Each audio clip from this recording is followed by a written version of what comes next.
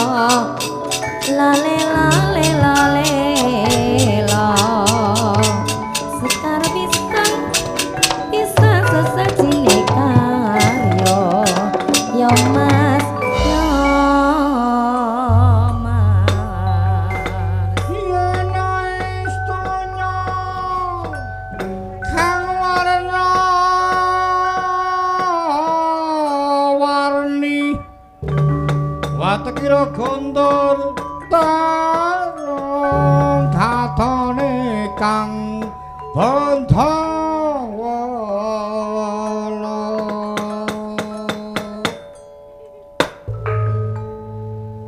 Ih, ladiala keparat kurang ajar. Durung sak dendong anggonku kancik repat kepanasan alun-alun kadewan. Banjur dipampak kaya dene busanane kadewan. Sapa iki? Sapa siramu aja dene klecam-klecem kaya ngemut inten siramu. Wong wilahing sekareng bawana langgeng. Aum wigena mangestuti sidhem. Titah ulun yuganing kita. Titah ulun ayo mercapada. Menawa titah ulun durung weruh kelawan dewane, ulun dewa-dewane geni. Kang bebisik Sang Hyang Bathara Brahma ya Sang Hyang Bathara Brahma sing dadi bebisik ulun bali sing dadi pracekaning titah ulun kekasih sapa wani munggah ana kayangan Suralaya dumunung ana repat kepanasan tanpa den timbali kelawan dewan. Ladiala keparat Bathara Brahma kon ya. Kocik kementusmu kon, kocik begedutmu kon, guru-guru nyandak praceka jujug doang kok, ya ora dadi boyong pangapa. Duta saka negara Simbar Manyura, Patih Danu Jajil, kang duk rikala semono sesasi kepungkur, aku wis kancik ana sela mertangkep mangayun kelan ratuning Dewa Suralaya. Ngayuna kananing kesumering ayu Dewi Supraba supaya den garwa kelan menyang Sang Prabu Kala Percuna. Nanging ora diparingno. Nyata wis ora diparingno dawuh ngramane ulun yuganing kita. Kok banjur titah ulun maguguk mangkuta wonten tetep munggah ana kayangan Suralaya. Werdine oleh tak jaluk ora oleh tak jaluk. Oleh tak boyong ora oleh ya tak boyong Supraba menyang negara Simbar Manyura. Eladialah. Titah ulun wani kelawan dewane.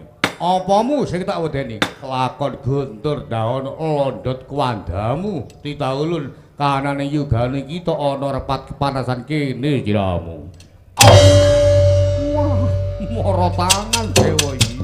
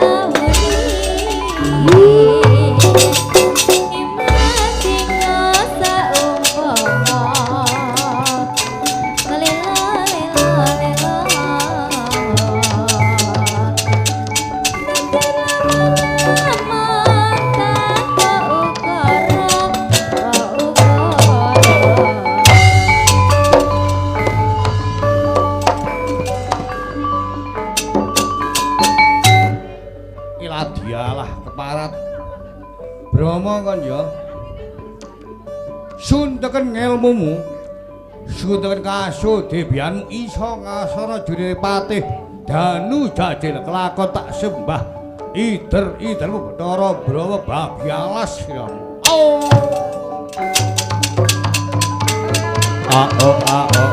yo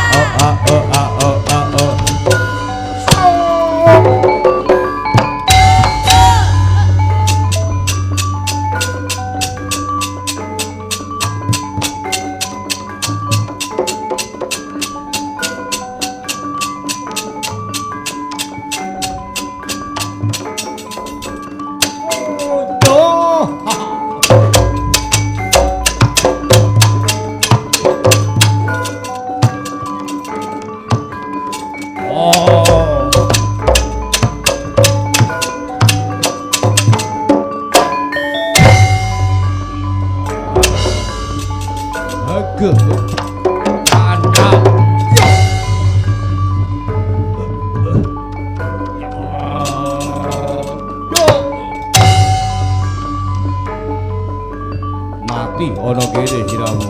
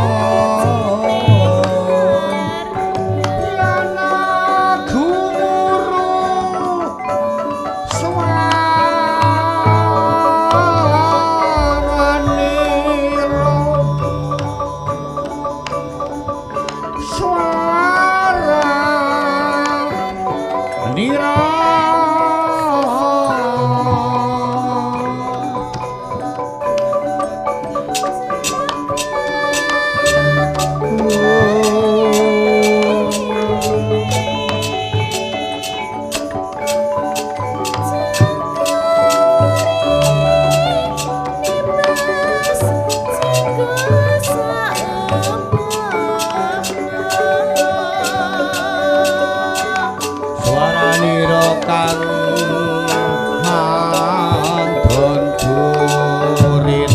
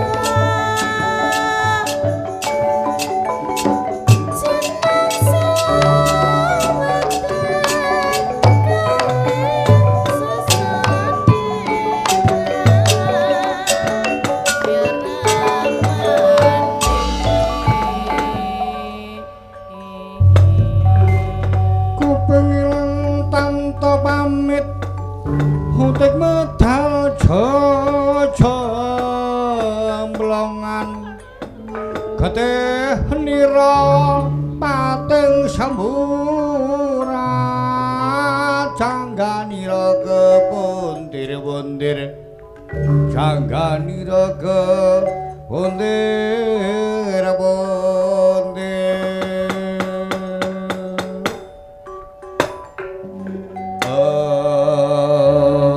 yo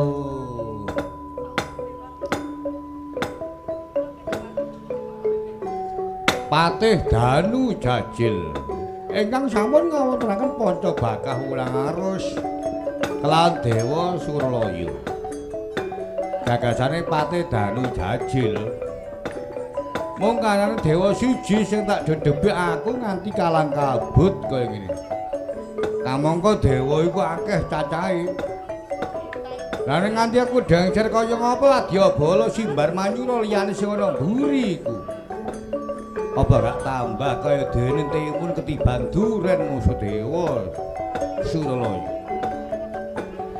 Ya menon tak doli lomba aku bakal masing pralaya pati ana kahanane ngrepat kepanasan kene. Andien sawetara Dewa Suralaya. Patih Danu Jajil ingkang pinercaya panjenengan Sang Prabu Kala Percana dados cucuk lampah kawontenaning boyong Betari Supraba saking Kayangan Suralaya. Mila piyambake ngedalaken Mbuk Jijate ngedalaken daya kekiyatane. Aji getak pangluluh rinangkapan aji kasekten gaib. Perbawane aji getak pangluluh ingkang rinangkapan aji kasekten gaib.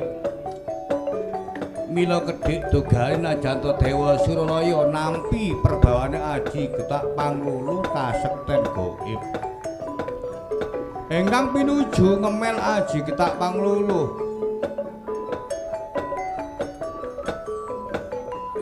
wonten kupu gandrung gali kang lelawatan ngungkuli raga raganing Patih Danu Jajil saged dumawa ing pertiwi kengal perbawane aji getak pangluluh kasekten gaib.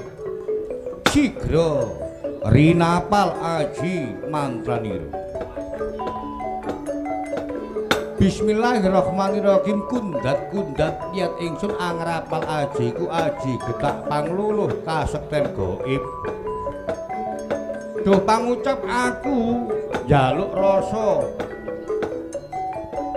Duh pangambu aku njaluk kuwasa. Dene paningal aku njaluk sekti. Swara aku njaluk rasa. Muhammad aku njaluk syafaat kuwasa. Ya Rasulullah aku njaluk syafaat sekti.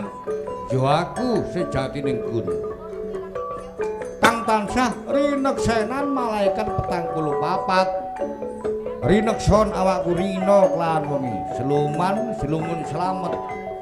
Seluman selamat saha kersaning Gusti. La ilaha illallah Muhammadur Rasulullah. Ingkang linamban aji kasekten gaib ki getak pangluluh kasekten gaib.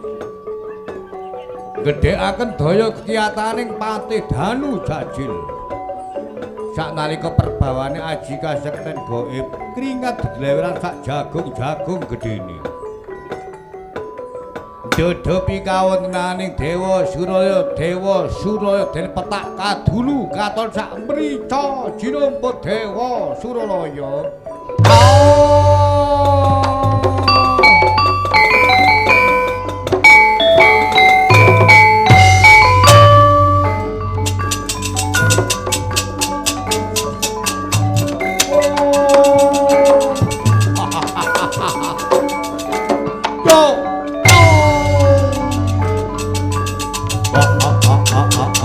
Pateni Dewa Suralaya.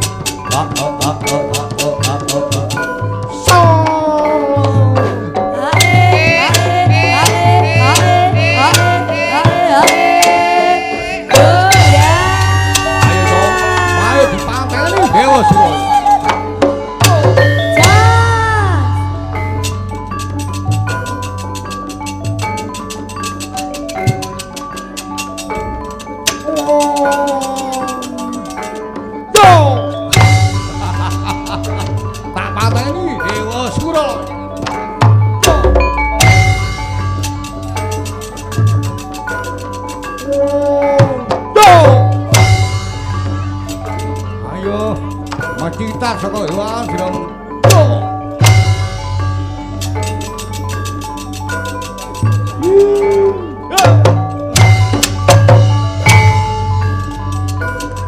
Ayo Jong, digebak Suralaya. Suawi, coy.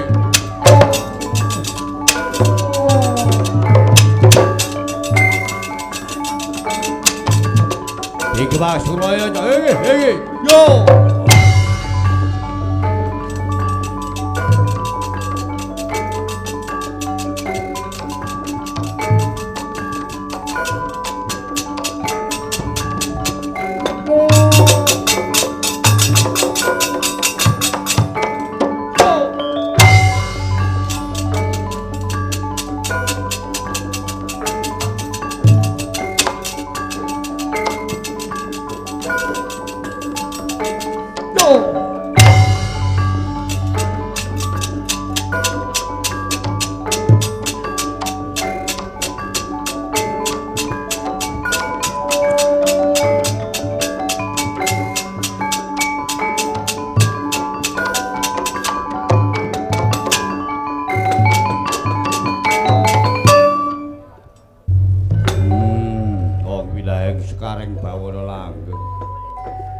Rasakno nek sewengi gebukan tok ngene engko. Jalukane sing duwe gawe ngene lakone arek. Ya, nek kaya ngono, menawa Wadya Bala Simbar Manyura ora gelem bali menyang dunungmu, andien nek kaya ngono. Oh iya.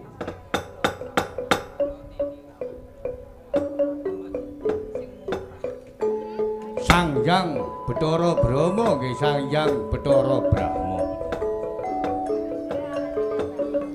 Ingkang wau sampun kacrosaken piyambake menika dewane geni. Sinareng piyambake kasusun yuda kelan Patih Dalu Jajil. Mila kedalaken kawan Mbok Sijating kaonaning geni-geni pengabaran. Ingkang nyemomong kaoten tutuk Hyang Bathara Brahma. Geni pengabaran ingkang sakmri kaoten kemiri jendul wonten tutuk Hyang Bathara Brahma den untapaken dhateng Pertiwi. Sanalika gedene sak lumbung Bandung Bojong kawontenaning Wadya Bala Simbar Manyura korat-karit Wadya Bala Simbar Manyura dumawah wonten ayuh Mercapada.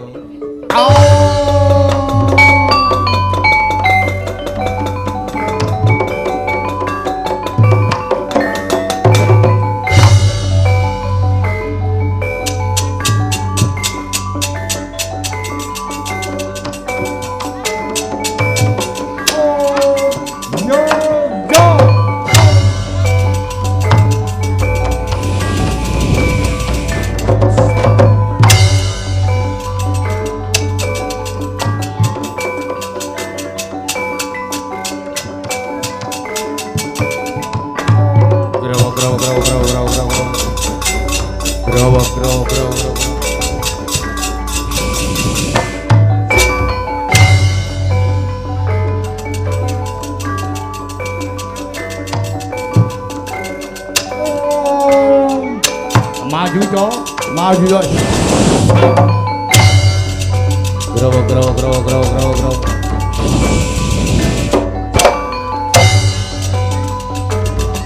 Grow. Grow. Go!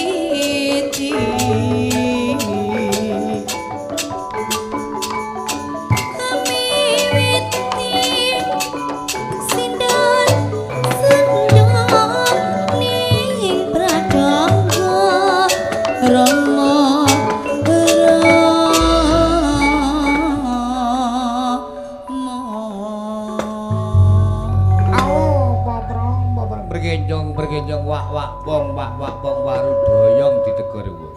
Rama sekati dawuh wa pukulun. Aja girang gumuyu siramu ya. Lanjanta sawetara siramu iso mundurna bebarisan saka kananing Simbar Manyura. Rama bebasan glandang carang jaga pucuk perkara gedhe sing mburi. Ora wurung ratune, ora wurung rajane Sang Prabu Kalapercuna bakal yaiku gawe ontran-ontran ana Kanyangan Suralaya. Dene wis cituk iki munggah.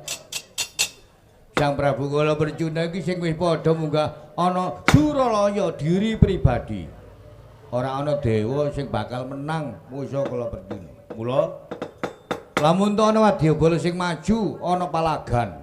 Lamun ta kanane ana wadyabala sing maju ana alun-alun repat kepanasan kadewan. Ayanana nganggo perang undur-undur ya. Pun bakal mudhun melenanyo mercapada ngupaya kanane mungsuhe Kalapercuna kaya ngapa? Ya kanane bro mangedaken luwa kantun pinarak abdi dal ingkang putra wayah nggih putra keponakan Bathara Brawijagi kaundraning repat kepanasan. Titaun njuganing kita dewane sing njaluk sanjata pitulungan titaun.